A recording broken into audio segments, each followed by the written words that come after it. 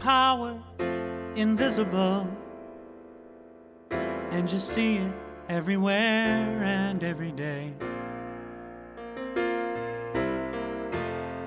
One power indescribable, and you speak of it with every word you say. Mysterious until you know the truth, as simple as the love inside of you. Call it God, call it Spirit, call it Jesus, call it Lord, call it Buddha, Baha'u'llah, angels' wings or heaven's door. But whatever name you give it, it's all one power, can't you see? It's the power of the love in you and me. One power, one power. One power. One power is enough. One power is all there is. You and I and everyone else are created from that one power. We come into form and existence, not coming out of that power, but coming into that power, living within it, and it living through us. As you can see, we're in a different location today, but this is still CSL Midtown, and I am here to remind you that such is the nature of life, that all it asks and all it wants is the opportunity to appear. You are that opportunity, and so am I, and so it is. We have some challenges this morning with the electricity and the internet in the Tucker neighborhood, so it's a good thing, and we have wonderful outdoor spaces, and I'm at my daughter's home using her internet. It's a rich and easy and wonderful thing. Glad to be out here in the sunshine. So we are a center that welcomes all people. We welcome all people regardless of who you are, regardless of how you understand yourself, what pronouns you believe or what pronouns you use, or what ideas you have about who you are and how you are showing up in the world. Because whoever you are, whatever you are still the divine showing up in a particular way. You are still that infinite, that one power, taking many shapes and forms and showing up. So thank you for showing up. Thank you for showing up in your life as the wonderful being that you are, and showing up and being part of this expression as well. So I want to welcome you all and say thank you for being here. Thank you for all of your support, and to remind you of who you are. So to tell you more about who we are, we're going to talk just a moment. In a moment, we're going to hear a video, see a video on our Declaration of Principles by some of our board members and some of our practitioners. Take a listen.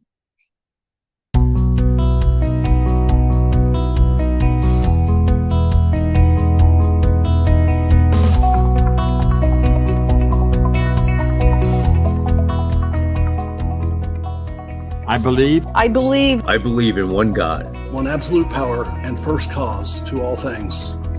I believe that this power is perfect love and creates out of a desire to express love. I believe all thought is creative, and how I choose to think creates my personal experience. I believe in the unity of all life and the immortality of the individual soul, forever unfolding. I believe in the eternal goodness, the eternal goodness of God, the eternal loving kindness, and the eternal givingness of God to all. And so it is. And so it is. And so it is.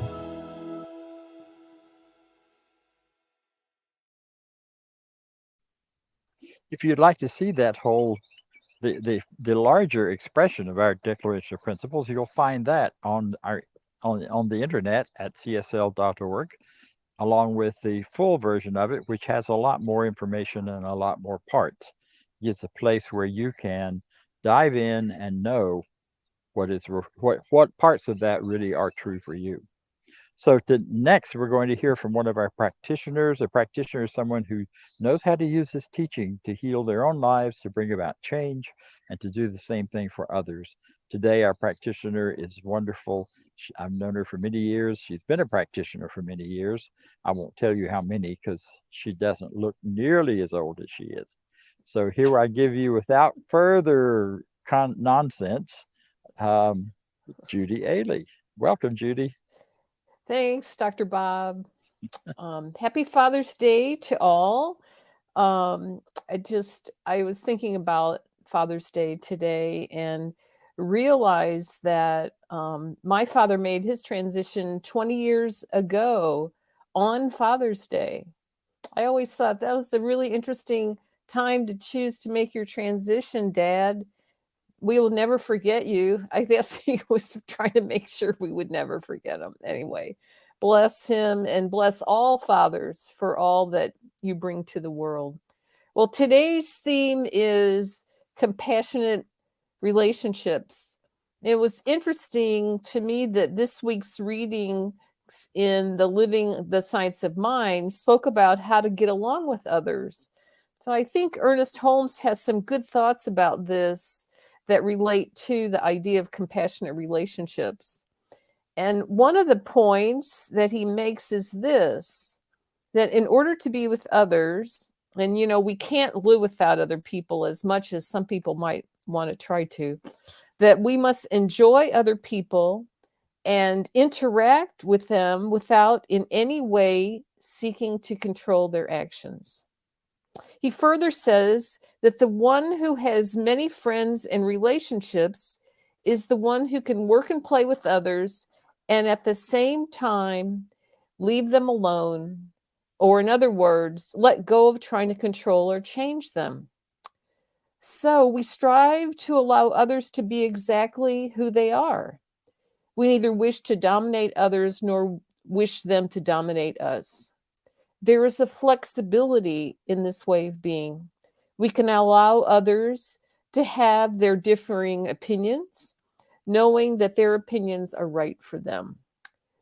There is a term that is used here that's helpful, and the term is non-resistance. When we think about relationships, there is a place where we begin and end physically with other people in the world. There is this appearance of separation, but there really is no place where we are separate from others mentally or spiritually.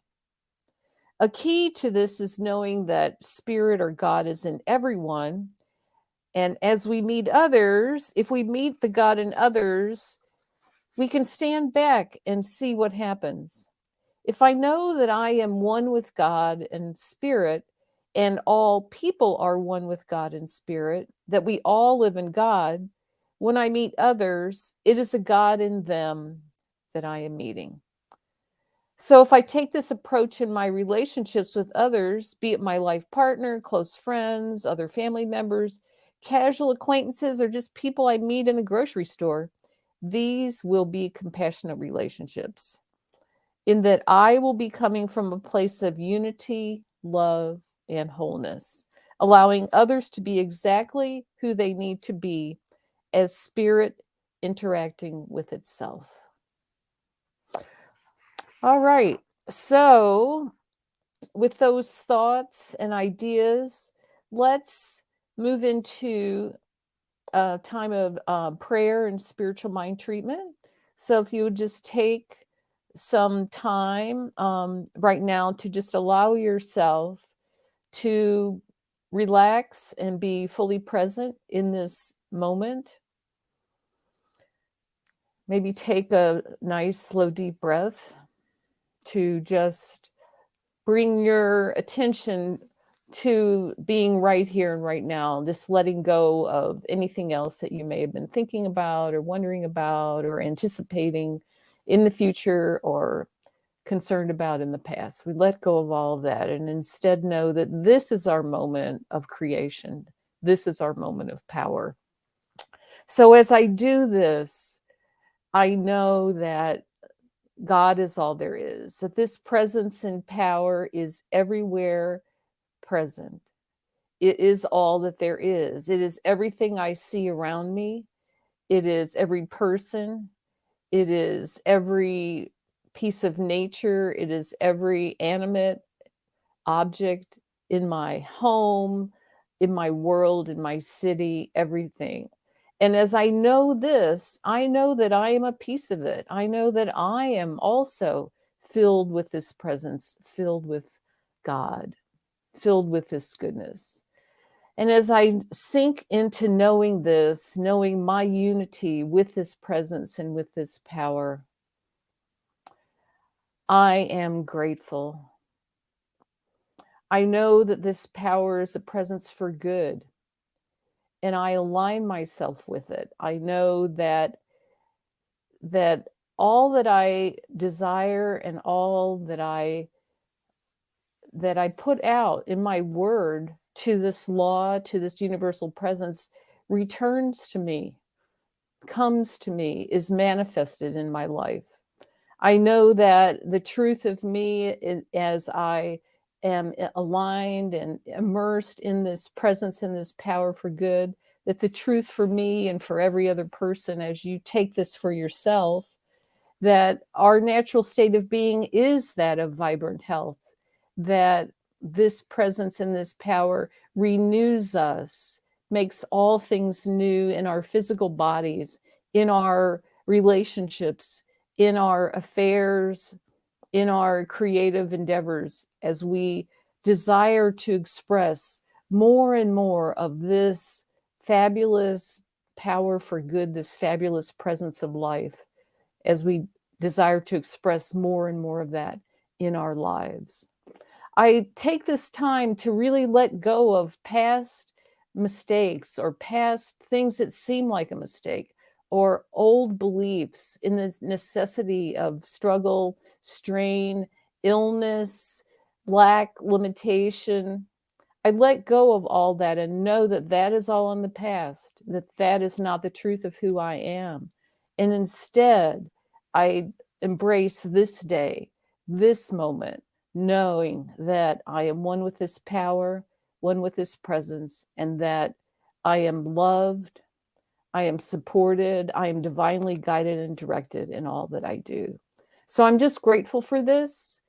And I just know that my words and my beliefs are powerful and that they reflect back into my life as a life that is full of meaning, joy, love, health, prosperity, and goodness of every kind. So I'm just grateful for this, and I release this now, knowing that it is so, and so it is. All right. Well, we have some inspirational music next. Thanks, everybody, for being here. Bye.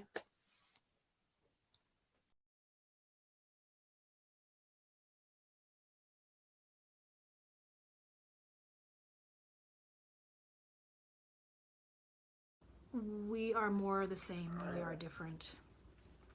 And I think if we all can take a moment each day and be thinking joyful, positive, loving thoughts, that it will go far to raise the general cosmic consciousness of humanity. So I ask you today to, even just at this moment, send a little love and light out into the world, because I think we can all use it. Okay, this is called Those Times Now. Hey, it's been a while, how are you doing? I hear you have a wife and 2 little boys. It's funny how time goes, and with it friendships too, as people who once meant so much begin to fade from view. When I think of those times now, I do so with fondness and a little bit of bittersweet, as these years they go rushing by. It doesn't seem so long ago, and yet it's been forever. When I think of those times now, I cannot help but smile. Life goes on and everyone does move away. It feels so long ago, yet seems like yesterday. Well, it's been quite some time since I've seen an old friend. Yeah, it'd sure be nice to talk a while and light up some memories.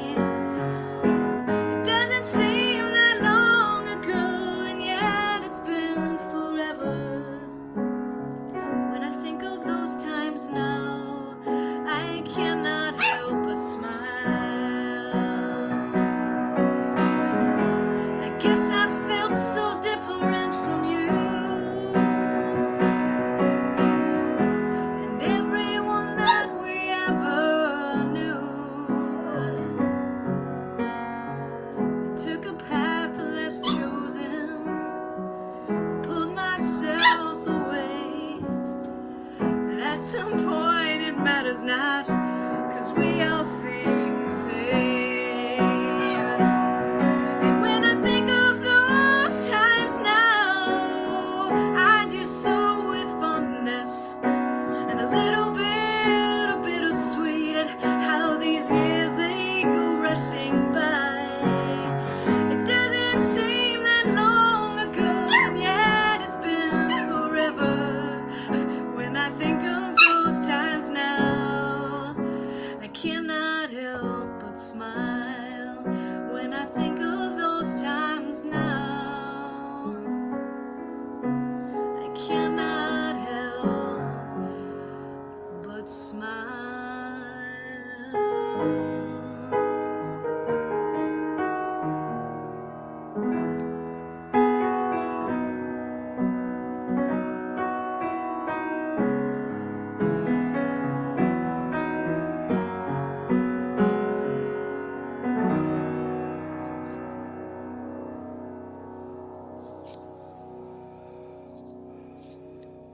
I urge you to look back and reflect and enjoy.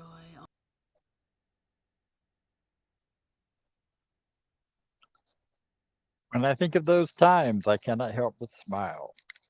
I chose that song today because I've recently been reconnected or have reconnected with an old friend that I reached out to, and that for whatever reason, many years ago, we lost touch. And yet we had walked many miles together and shared some pretty amazing experiences and times. And yet our differences, our samenesses, those things about us that each drew our uniqueness, um, drew us apart, and we stopped communicating. We each have our own version of why that happened and how that happened. But what's beautiful about it is the compassion and the love that we shared for each other back when is alive and well, just as it was then. We hear all the time the cliche that love is eternal, and it truly is, including those loves you've had that don't seem to be part of your life anymore. And yet, given the way time works, and it's always spinning simultaneously over all time, then that love is alive and well today, just as it was then. And I'm bringing that up today because we're talking about compassionate relationships. And sometimes I think we are not so compassionate with ourselves about past relationships, about relationships that seem to have been lost, relationships that went a different way, relationships that we may have guilt about, or we may feel we should have some kind of um, request for forgiveness from the other people or the other person, old resentments, old hurts. Compassionate relationships is all about rising above that into a greater way of knowing, into a greater experience of life. Today is also Father's Day, a wonderful day for me and for many. This is when my family celebrates my being their father. It is also when I get to celebrate my fathers, plural. And it's when that can be joyful and powerful. It can also be painful and sad. For so many people, Father's Day is not a day of joy. It's a day of remembering difficult times. It's a day of remembering people who perhaps were hurtful to us or did harm to us. And for most people, it's a mixed bag. So how do we do that? How do we hold these two different things in our world? This reality sometimes of events, this smaller reality of illusion of experiences and appearances and people struggling with their truth and with their knowing and loving at whatever level of function or dysfunction they might do that, with that awareness that underneath and behind that there is still love, there's still a power, there's still a goodness. And sometimes that's a real challenge to pull together and to balance those things. So we have fathers and Father's Day. We have all kinds of, we also are celebrating another day tomorrow, which is June 10th. I can't say it, Juneteenth. which was the day celebration of the day of the final emancipation, when all of the slaves in the South had gotten the information that they were free. It had taken a while to get to Texas and to travel throughout the South and throughout the country, really. And that happened on the anniversary of this date. So we celebrate that. It's a day of freedom for everyone, because if anyone is holding someone else in slavery, then the person holding them is not free either, because they're part of a process that denies the truth of being for ourselves and for those being hurt. I'm not saying it's the same, because it isn't, but each person is locked in and caught. And that's true in the relationships too. One of the key words that my teacher taught in terms of relationships, one of the key phrases he said repeatedly, if you're having trouble in the relationship, mind your own business. He said it with a great deal of force and always rolling his sentence and making him sound very official. Because too often our struggles in relationships are about slavery and freedom, are about bondage and freedom, or about holding people or trying to hold people into some sort of preconceived idea of who we are in such a way that they are being held in some kind of bondage, some kind of hold, and are not free to express themselves. Too often we get into these relationships where one side of the relationship is the wild, free, and fun person. The other side of the relationship is the, we're going to control everything person. We got to help you stay focused and grounded and keep you from being who you seem to think you are. Those relationships are troublesome in the least. You all know there are lots of programs for both sides of that. But that's kind of irrelevant, because what really matters as far as the programs go, it matters that you get to a place, wherever you are, whichever side of that, where true freedom abounds. My father was someone who was, like many men of his generation, pretty well destroyed internally by his participation in World War II. He was in the invasion of Germany, and he saw the horrors as they moved in towards Germany in some of the concentration camps and other things. He was exposed to horrible things that no 17 and 18-year-old, which is what he was at the time, should be exposed to or ever see. Consequently, there were leftovers. There were leftover emotions, leftover feelings, leftover processes inside of him to try and monitor, manage, and take care of all that stuff. And that left some of us in the family receiving the brunt of some of that. It wasn't always pleasant. It wasn't always easy. But underneath and behind that, I knew from the depth of my being that he loved me. And he loved all of us. And so we tolerated it. We worked with it. We tried to help him stay comfortable. Sadly, he passed away when I was 7, when he was only 30. And in the years after that, my compassionate caring, my compassionate relationship, which was strictly in my own consciousness, slid through several different phases and motions. And that's really kind of what that looked like and how that developed is what I want to focus on today. So think about this, whether you're thinking about it in terms of your partner, some other relationship, your parents, your children. Because when there is difficulty in relationships, part of that is because none of us have quite made it yet to perfection on the outside. We know that within us, there's a divine perfection. There's a divine order to everything that's going on. But it hasn't always made it into our behavior, into our feelings, into our beliefs about ourselves, so that often the way we are with each other becomes anything but perfect, easy. So I want us to do that by thinking about one of the things Dr. Holmes said in the textbook, page 53, where he very powerfully said, it is our role to look any discordant fact in the face and know better.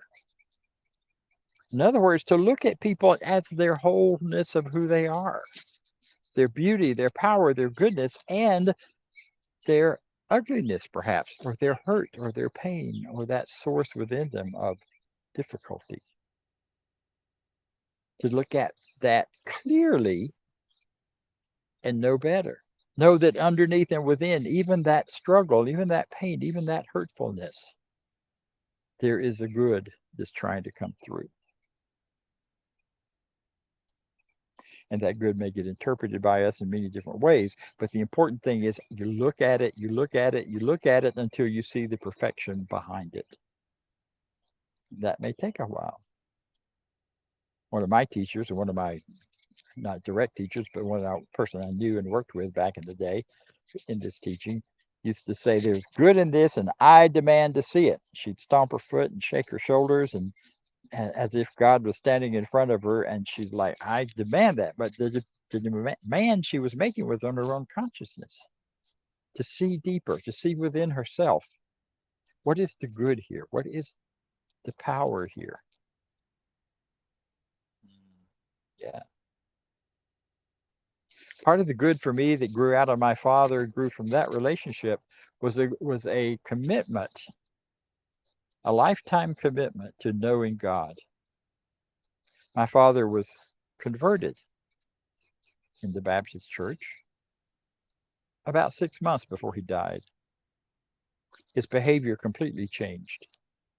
How he related to me, to the rest of the family, how he was with all of us, went from being always bursting forth with anger into a more mellow and forgiving kind of place.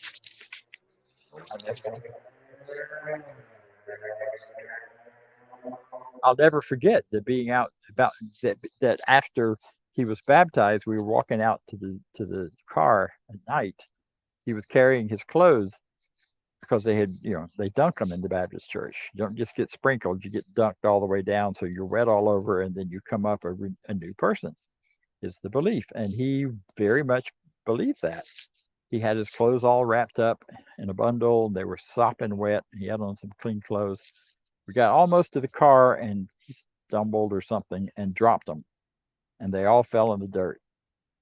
I went tearing around behind my mother to hide, because usually with something like that, it would be followed by a burst of rage and anger and calling himself names and anyone else who was around.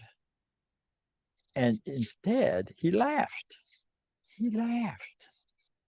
Because something had changed in him just by the commitment on his part to know God and to be one with God in a different way than he'd ever been before. I followed that same path as far as I could go with it until I moved on into the greater freedom of this teaching. But what was so powerful for me was the recognition that this God stuff means something. This looking beyond the surface into that deeper place of infinite spirit has power to change our lives. And it started my lifelong quest, which went into ministry when I was 19, became a minister, and I've been a minister since, doing all kinds of ministry, sometimes in pulpit, sometimes in other things.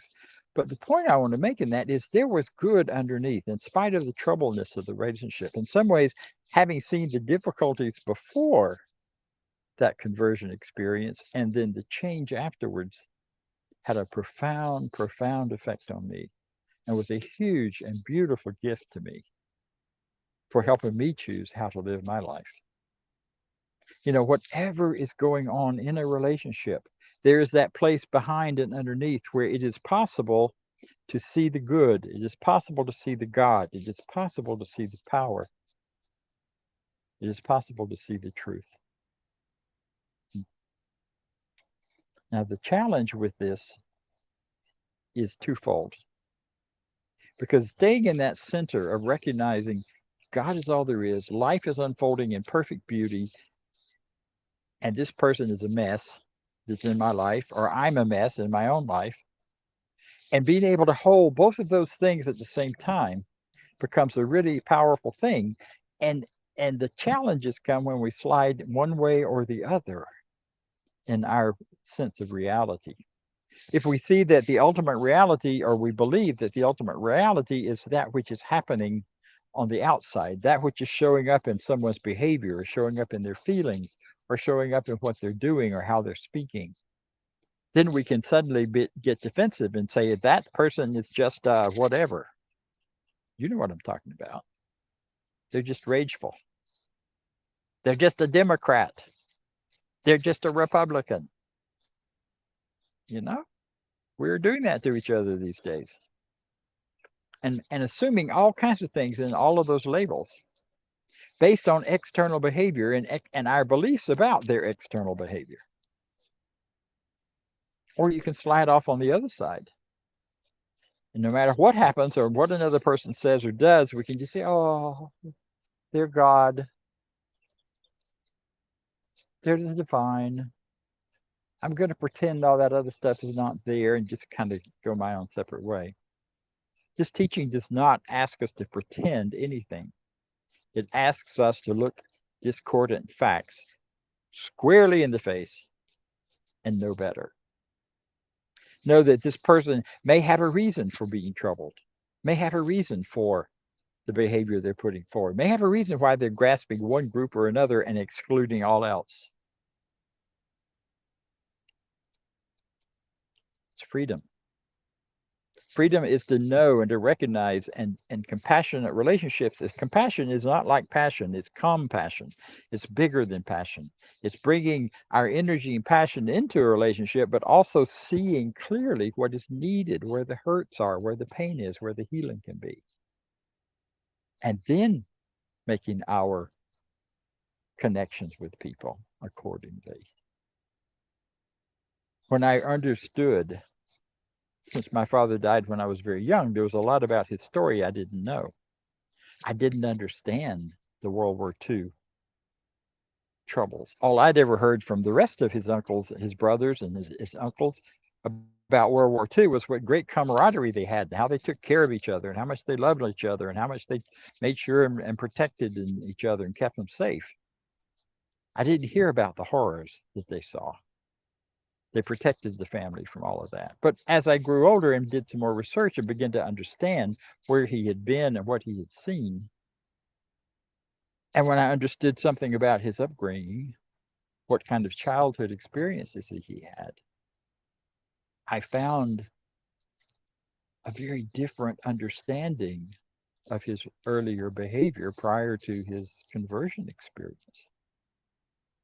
And instead of being totally angry and ready to write off any kind of thoughts about him, I was able to feel compassion for what he'd been through. I had that same experience with 9/11, and this is a bit off. Maybe you don't want to hear this, but I'm saying it, so you decide. Where my thought after 9/11, when the buildings came down, I thought, what pain and horror and belief system must be inside of people to think that the only solution to their own freedom and their own power and to please their own God was to blow up other people and blow down buildings and take out, whole communities. That was so horrible to me, and it was so sad.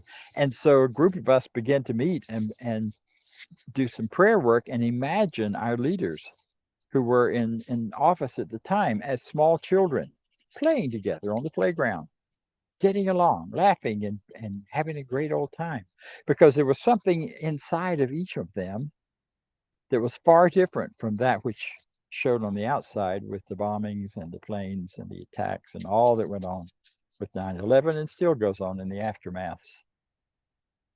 So what am I suggesting? I'm suggesting as a religious scientist, as someone who's practicing this new thought teaching, my role, my responsibility, my option is to see beyond the external behavior, to see within the hearts of other people, to think about how I am like them. Because as Judy said, we may appear to be separate and different on the outside, but on the inside, there's one mind, there's one heart, There's one belief system.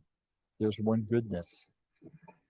And that goodness and that power is what counts and what matters.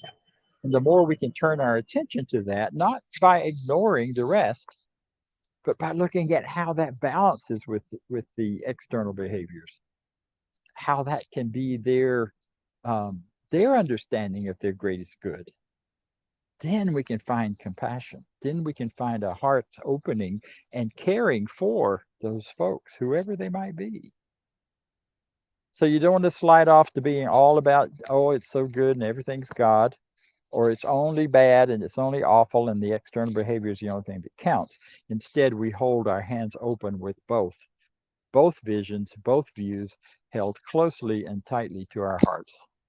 We bring this together knowing that there's a power for good in the universe and we can use it. And there's a power for good in the universe that can use us and can allow us to see and know who we are. And as an extension of that, if I have a better understanding of myself, then I know more about who you are. But if I've shut off myself and shut off parts of me, I can't very well know you, because we are all living in the same power, the same energy, the same universe, with the same mind, the same heart. I often think that the reason we have such struggles is only because people who are desiring to have the same thing. We all want love. We all want protection. We all want freedom. We all want joy in our lives. We all want safety for our families. We all want love. We have such different ideas about how to get it that that's what gets us in trouble so often.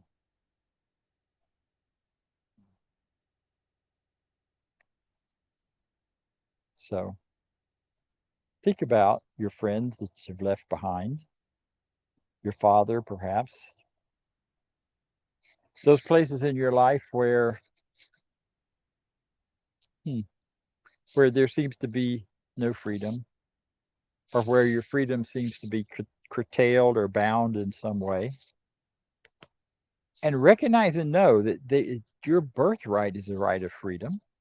Your birthright is the right of love. And love can only grow more love.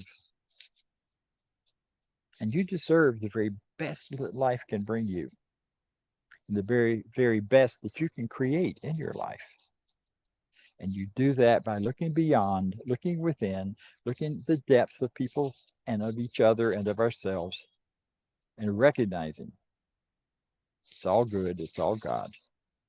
And underneath it, there is an organizing intelligence that brings all of this together and is carrying us forward into greater and greater truth and greater living.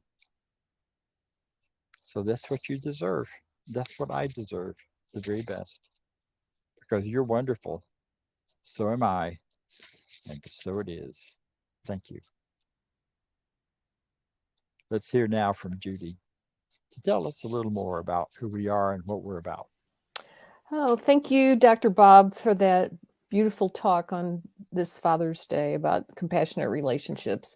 So today is our opportunity to give back to our center. If you find that CSL Midtown is a place that feeds you spiritually and allows you to grow and to expand your life in every good way, we just allow you to have this moment to give something back to us.